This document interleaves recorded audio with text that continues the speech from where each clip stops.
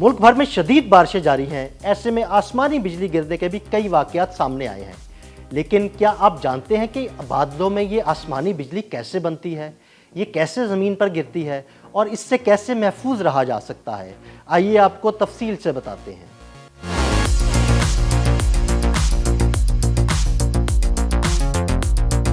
आसमानी बिजली कुदरत का एक अजीबो गरीब मजहर है जिसका हम आए दिन मुशाहिदा करते हैं। आसमानी बिजली का एक बूंदा फजा में 8 से 20,000 दर्जे सेंटीग्रेड तक हरारत पैदा करता है, जो सूरज की सतह पर पाई जाने वाली हरारत से भी कई गुना ज्यादा होती है। आसमानी बिजली ऊंचे बादलों में पैदा होती है जिन्हें क्यूमुलोनिम्बस कहा जाता है। बादलों में बिजली यानी बरकी चार्ज इसलिए पैदा होता है कि जमीन से गर्म हवा ऊपर की तरफ उठ रही होती है, जो अपने साथ बादल में मौजूद बर्फ के क्रिस्टल्स और छोटे छोटे पानी के कतरे ऊपर की तरफ उठा कर ले जाती है। इसके बरक्स ऊपर के बादलों में मौजूद बड़े बड़े कतरे कशिशे शकल की वजह से जमीन की तरफ गिर रहे होते हैं। ऊपर जाते बर्फ के क्रिस्टल्स हवा और नीचे गिरते पानी के कतरों से रगड़ खाते हैं तो इनसे इलेक्ट्रॉन खारिज होते हैं, जो नीचे गिरते पानी के कतरों में मुंतकिल हो जाते हैं और इस तरह बादलों में नीचे की तरफ मनफी चार्ज और ऊपर की तरफ मस्बत चार्ज इकट्ठा होने लगता है। बादलों के नीचे जब मनफी चार्ज इकट्ठा होता है तो इलेक्ट्रिक फील्ड पैदा होता है, जो जमीन की सतह पर मौजूद इलेक्ट्रॉन्स को परे धकेलने लगता है, जिससे जमीन की सतह पर मस्बत चार्ज इकट्ठा होने लगता है।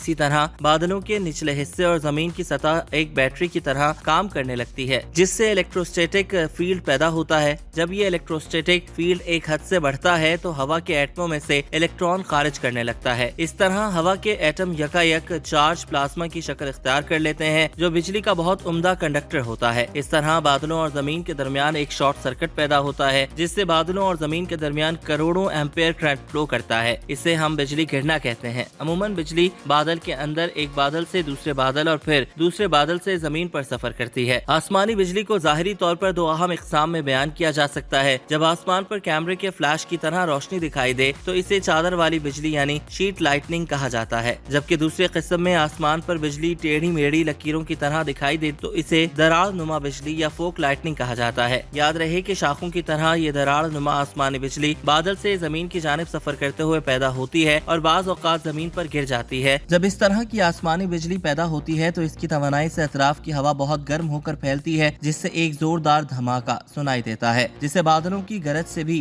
ताबीर किया जाता है।